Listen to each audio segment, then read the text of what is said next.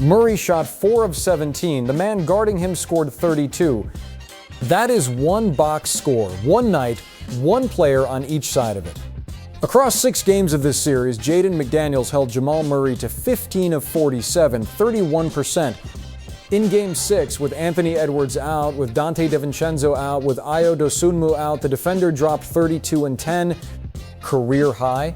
The fourth 30 and 10 by a Wolves wing in franchise playoff history. The story everyone is telling. A defender had a career night on offense. The story the chalkboard is telling. The defense was the offense the whole series. Same length, same discipline, different end of the floor. Let's start with the series, 6 games, April 20th through April 30th, Western first round. Jaden McDaniels is 6'9", wingspan 7 feet. He plays the wing. Jamal Murray is 6'3". He lives in the pull-up mid-range and the off-screen catch and shoot. He is an all-star. He is a finals closer. He is the most dangerous pull-up shooter in this series. The Timberwolves put McDaniels on him from the opening tip of Game 1. They never moved him off. Across all 6 games with McDaniels as primary defender, Murray shot 15 of 47, 31%. Murray's regular season effective field goal percentage is roughly 54%. The drop is 23 percentage points below his standard output. This is not chase and fight defense. This is discipline. McDaniels stays attached on the screen. He contests with the high hand without leaving the ground. He does not foul. The reason that matters, Murray's usage rises with foul calls. McDaniels gave him 0 free throws to settle into. Across a 6-game series, that adds up to a shooter who never feels the ball. The pull-up never gets clean, the catch and shoot never gets clean, the drive never gets the whistle.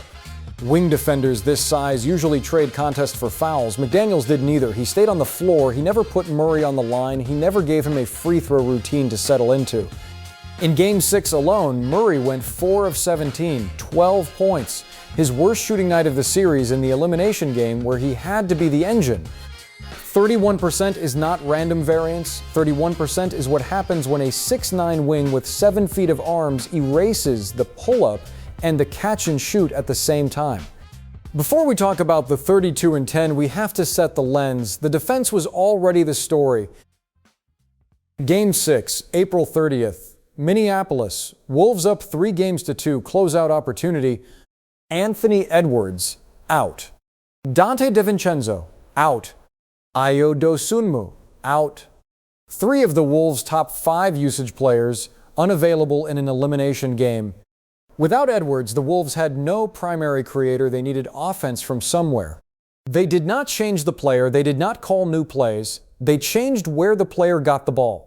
Here is what McDaniels' offensive profile in Game 6 actually looked like. 12 of 18 from the field, 67%, 4 of 7 from 3, 32 points, 10 rebounds, career high. The 4 threes were not pull-ups, they were trail corner threes, off transition kicks where his lane was already open because the man chasing back to defend him was Jamal Murray, the man who had just missed at the other end. Geometry, not play design. The 10 rebounds are the connective tissue, box outs on Murray pull-up misses he himself forced. 10 rebounds in a half-court game is a forward's number. McDaniels is a wing. Watch how the same possession runs twice. Beat 1, Murray takes a screen at the elbow, pulls up from 18 feet, McDaniels stays attached, contests with the high hand, does not foul, the ball clanks. Beat 2, McDaniels gathers the rebound, leads the break, Murray is the trailer, the lane is empty because the man who would normally pick him up is 20 feet behind the play.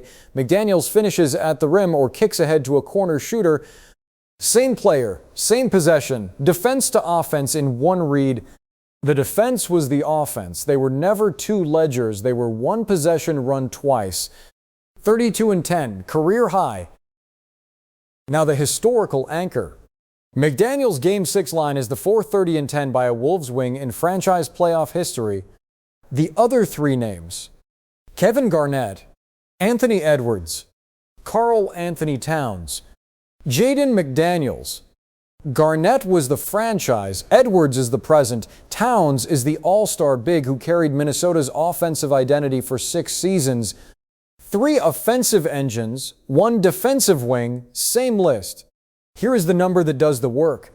McDaniels' career regular season scoring average entering these playoffs was 11.1 points per game. 11.1. Garnett, Edwards, and Towns averaged in the low to mid-20s through their careers. McDaniels averaged less than half. Garnett came in the post-era, slow-tempo, ball-dominant. Edwards came as a primary scorer with green light usage. Towns came as a stretch big at the elbow. McDaniels came as a defensive specialist. 4 different shapes, same line. An 11.1 points per game career scorer dropping a 30-10 in an elimination game requires one of 2 things.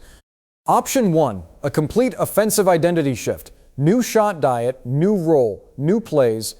That did not happen. McDaniels' shot profile in Game 6 was the same shot profile he has run all season. Spot-up threes from the corners, cuts to the rim, trail finishes off transition. Option 2, an offensive scheme that creates touches off something he was already doing. That happened. The Wolves did not run more plays for McDaniels. They ran the same defense. And the defense, the box outs, the transition reads, the help rotation positioning, the man in the corner geometry, handed him the touches. The franchise list is not a one-night anomaly. It is a structural answer. Garnett, Edwards, Towns. Each was the scheme on those nights. McDaniels was the byproduct of his own defensive scheme. That is not regression to the mean. That is what two-way actually means at the schematic level. So here is the question the data is forcing. Was Game 6 the defender's ceiling on offense or the natural endpoint of his defense? 2 different stories. One is a one-night fluke. The other is a structural truth. The honest steelman, and we have to take it seriously, sounds like this. With Edwards, DiVincenzo, and Dosunmu out, somebody had to score. McDaniels got the touches because the depth chart got thin. Anyone with that usage in a closeout game can get close to 30. The defensive containment is real. The offense is just shot volume in an injury-ravaged lineup. On its own terms, that is reasonable. The problem is the efficiency. Touches do not explain efficiency. McDaniels shot 12 of 18, 67% from the field, 4 of 7 from 3. A career 11.1 points per game scorer does not shoot 67% in an elimination game on volume. He shoots his average. The team loses by 10. The efficiency came from where the shots came from. Transition off defensive rebounds, trail corner threes off lanes his help rotation already opened, putbacks off Murray pull-up misses he himself forced. None of those touches came from play design. They came from the same defensive instincts that erased Murray. Injuries explain the touches. The efficiency is the whole story. The Wolves did not redesign McDaniels. They asked the same player to finish what his own defense started. So here is the verdict in 3 reads. Read 1.